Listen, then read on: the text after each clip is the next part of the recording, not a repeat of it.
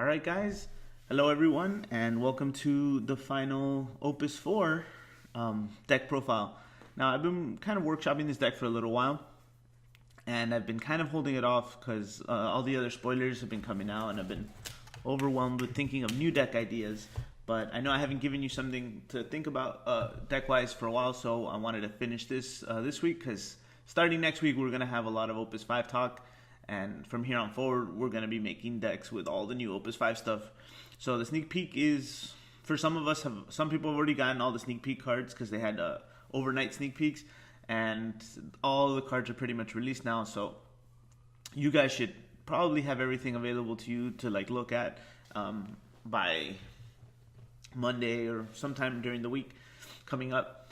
But anyway, so yeah, this is a Fire Earth deck I've been working on. I call it the Kings of Figaro. Based kind of the Final Fantasy VI, because for those who know the game or the lore, I guess Edgar and Sabin are twin brothers, and they were both supposed to be king, and Edgar ended up being king, and then when Sabin came back, they kind of fought, the whole Kefka thing. But anyway, I guess so. Let me just get into the deck for you. Plays triple Edgar. The main reason you play Edgar is you want to search out. He does EX Burst, so he does want to search out the Sabin, and he also does it when he comes out. So Sabin is one of the main key components to this deck. So you want to make sure you get him. He also has an extra effect to deal 2,000, and he can break forwards with his S and his active or his tap ability. And then we have the triple Sabin, of course. Sabin's the key part of this deck. I guess the original title for this deck was Sabin's Unbreakables. I know Team Calamity has a similar deck. They're called Kefka's Unbreakables. But yeah, that's kind of you kind of want to revolve around the fact that Sabin can choose a forward and it can't be broken this turn when he comes out onto the field and when he attacks. So you want to save all your forwards, and keeping that board presence is what's going to help you overcome your matchups. So far, the only thing I have a problem with this deck is that it's a little slow in both, I guess, the tempo of the backups and just how costly some of the forwards are. I'm going to try to fix that. I'm hoping that Opus 5 will bring some cards for me that it can let me speed it up. Maybe draw a little extra or, find a way to keep my forwards in play easier than having to play Titans and stuff like that. But so Sabin's, so like I said, to start off, we have Edgar and Sabin. Those are the main cards for the deck. You want to get one to search the other. And now let's go on with the rest of the list just so you guys can see what I'm playing. We have triple Vivi. Vivi's just an out for you, another forward out. Looking at it and thinking about it now, I have two of these. I have Vivi and Ruben. It's probably unnecessary to have both, but one is cheaper than the other. So I'll probably remove the Vivis going forward with this and add another fire forward, supporty forward, or maybe the monsters. We do have the triple Letner.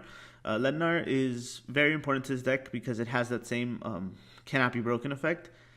And what's cool about this is that it forces your opponent to use up CP on your turn, aside from casting summons and abilities and stuff. So it kind of sets them back a little bit, which is really important to, I guess, the momentum of this deck. You want to either try to stay tempo with them or get ahead of them when you have a chance, and Letner does that a lot for you. Remember, after this, I will show you guys all the combo plays that this deck can do, which is really just the most important part. The reason I put these cards together because of all their interactions and how they play and how they open up more options for you during the duels or during your games. But yeah, and we're going into the Earth forwards now. We have a triple Luma. Also, I wish there was a Fire and Earth way to search him, or 6 characters, but there isn't. So I just wanted to add him in there. He does help your Ice and Lightning matchups a little more flexible. They don't want to use their targeting effects, and he usually has a good rate of trade. So kind of like how we used to play Guy back in the day for Ice. Luma is going to increase that to increase that matchup in our favor. And like I mentioned earlier, I'm playing the Ruben, and Ruben is just another forward out. He does deal 9k to himself and others, but in this deck you can save him, and I'll get into that once we get into the combos. We are playing double Vanille, just to follow on the theme for the Unbreakables. She does technically break, but she comes back in the duel with her effect, and that's why we're playing the Hecatonks in the summons. And of course we have one Emperor. The Emperor is just so you can get off the put a stop to those pesky effects and stuff, things you might worry about. As a water player, the first thing I always think about is Garnet, so Garnet's annoying. But again, there's going to be a lot of monsters coming out in this in Opus 5. There's already some annoying monsters now, and Ember kind of just shuts a lot of them down. So yeah, it's very important for you to keep that in mind. Ember will definitely see more play, I think, considering the monsters that are coming out. So we'll see what happens there. Getting into the backups, standard backups, you have your triple red mage, help you choose a forward not to block. Your selfie to give your attacking forwards an extra boost for the trades. Now I did put 2 Libero there because I want to make sure that my fire forwards are like Letner and Sabin and even sometimes Edgar. I just want to keep them alive longer to utilize their effects. And so I wanted to buff them up. Considering I'll be taking out the Vivi and adding in something else, this will be more practical. Darluma is always going to get hit and take damage and eventually break. Ruben will instinctively break if I don't have the combo in play, and Vanille is just there to body block for late game and stuff like that. So I put the Liberos in there because I wanted to strengthen the fire stuff, which is the important ones. I am playing triple Pelennor. I know I guess it's a little greedy of me, and that's why I feel like this deck is slower than it should be. It's because I am trying to incorporate the Darluma engine into it. The ability to take out forwards, and Pelennor does that. It deals damage to all my forwards, which allows me to proc Darluma. So yeah, I might take that out too. I think I'm gonna leave Darluma as a standalone thing and go forward, just letting him do his own thing instead of forcing his effects and slowing down the momentum of the deck. I am playing double Tama. I was thinking of putting this at 3. The main reason is because there are times where you want to activate Tama and bring out Sabin on your opponent's turn, and kind of if you don't have the Titan or anything like that, or you can summon him and Sabin will choose a forward and it can't be broken this turn. So if your opponent was expecting to trade, or he's used some abilities to kind of increase the power and you don't want someone to die, Tama's a good way for you to save. Tama can also do the Kefka, the Shantou in case you're in a real bad situation. Or the Vivi or the Ruben, and so that's something that you want this deck to do as well, like those reaction plays where they're not expecting it, but you have a lot of options. You can save something or kill something of theirs before you're affected by it. And probably the most important card in this deck is the triple Kefka. So as we know, I'm sure you guys have seen this or you're familiar with the concept, and you know what Kefka does. Buffs a unit, but they have to die at the end of the turn. They will break at the end of the turn. And with Sabin overwrites that. Sabin says that unit cannot be broken. So you'll pretty much buff everybody by 5k, or one person by 5k, and then they won't break. So really the trick is when you're attacking, you swing with everyone besides Sabin, and then you buff 5k if you need to, if they decide to block. And then, then swing with Sabin, choosing that forward, so it's not broken. Yeah, that's really strong. It's really powerful. Pretty much adding 5k to anything means you're gonna win the fight. Yeah, there isn't much that can deal with 5k, short of removing your forwards after that. And obviously, going back to backups real quick, just the 2 Shantou. Now, those 2 Shantou are by no means that important, honestly. It is a great card to have. Sometimes you do fall behind and you just want to reset the game state because your opponent has swarmed you or put too many forwards.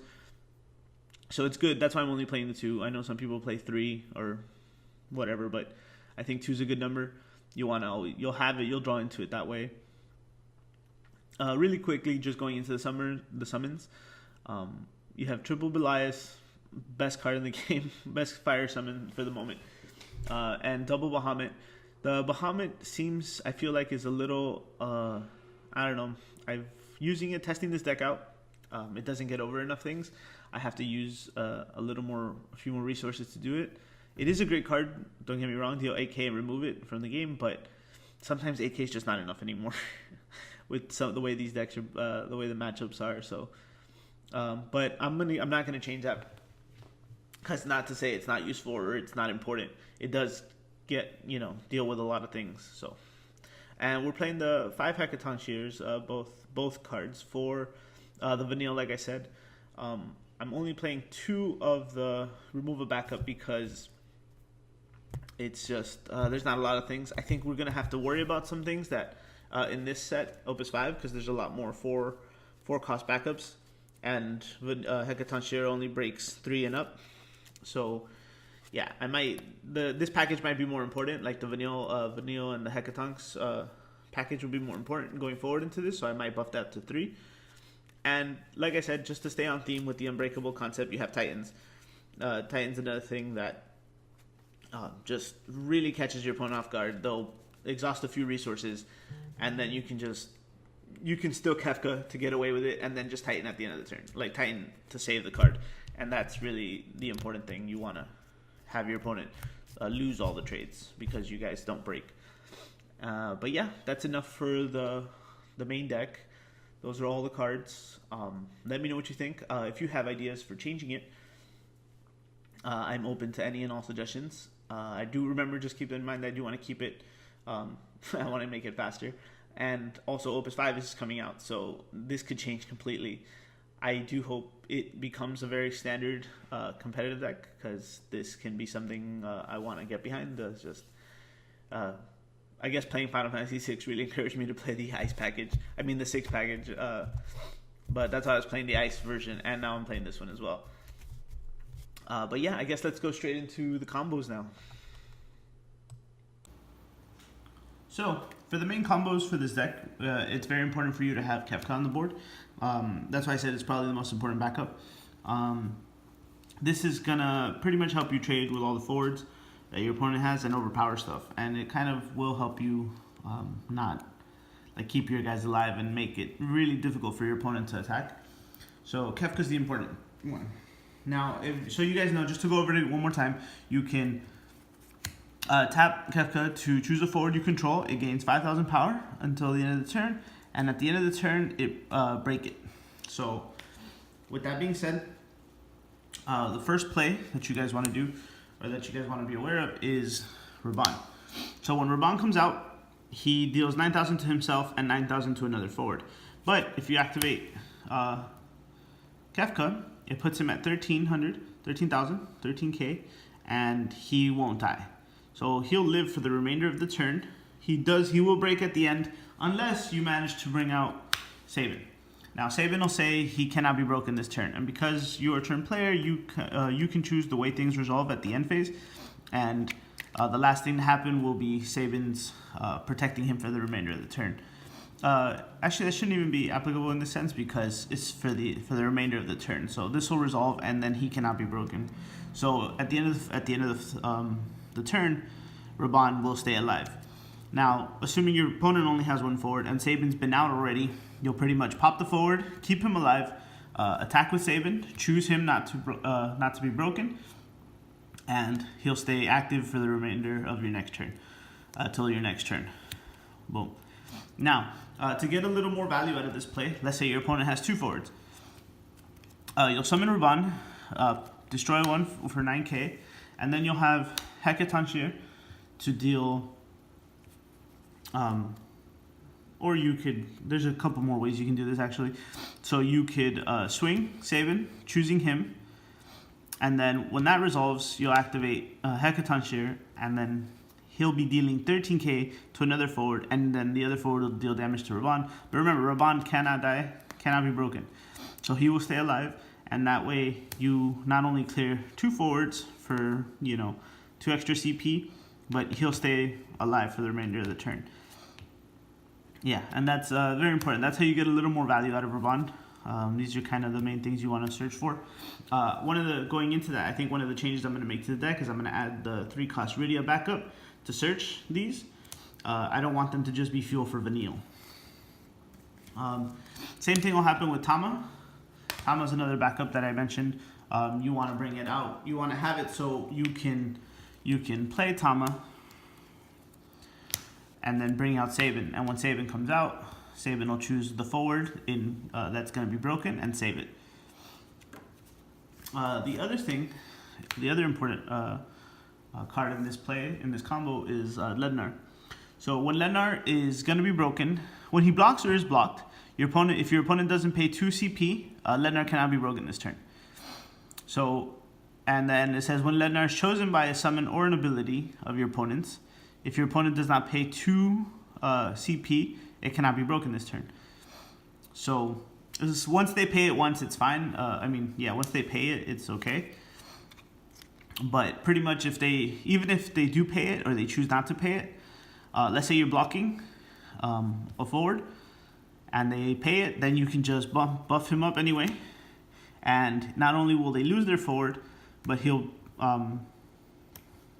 they have to pay the 2 CP. So you're kind of making them go way behind there just to get over your two cost back up here. And if they choose not to pay, then you just buff him anyway, and then he won't die at the end of the turn. So it kind of forces your opponent to exhaust a little more resources just to deal with him. And that's one of the most important things. And then, of course, if he's not broken, you can also do the Hecatonk thing with this one. And then if it's on your turn too, you just Sabin. You have the Sabin and the Tama. And that's it for those combos. Again, the most important part here is the Sabin. Sabin is going to help you secure all these plays, secure the combos, and keep everyone alive in the duel. Now this is the side project, I guess, part of this deck. Now we all know what Luma does. When he takes damage or he's chosen, he deals 4,000 damage to forward your opponent controls. So something that I overlooked at the beginning, but is very helpful now, is Edgar. So when you can exhaust him to choose a forward and deal it 2,000. You can choose the Luma, he'll deal 4K, and then you'll activate Pelennor, deal him another damage, and he'll deal another 4K. Now this is just a little side extra out. I'm obviously, I feel like I was forcing this, but I just wanted you guys to understand why they're there. But again, going back to what I was saying earlier in the video, is that Luma by himself is already such a great card. He already deals with plenty of things, and he already is like a good card just to run in your deck all the time. I think I will go forward. I'm going to add Cyan, and Cyan will give all my 6 forwards Brave. So keeping him alive, keeping him with Brave will definitely make him more of a nuisance. But yeah, those are the plays. Those are the main combos of the deck. Thank you guys for watching. I hope you guys like it. If you have any ideas or anything that can help us make this deck better, I'm always open to them. I always, whenever you guys leave a comment, I do my best to get out to you within, a few hours or at least the next day. And I've answered everyone. So, yeah, thank you for watching. I can't wait to show you guys next week. Make sure you stay tuned. On Monday, I should have a new episode for you of the job class, when you guys see what we switched, when we're switching job classes into something new. So, make sure to check that out. I would appreciate if you guys gave these a like. If you're not subscribed, make sure to do that too. I'll be providing a lot of Final Fantasy content. A lot of stuff's coming up because of the new Opus 5 release. And yeah, I hope to see you guys soon. And yeah, I'll catch you later.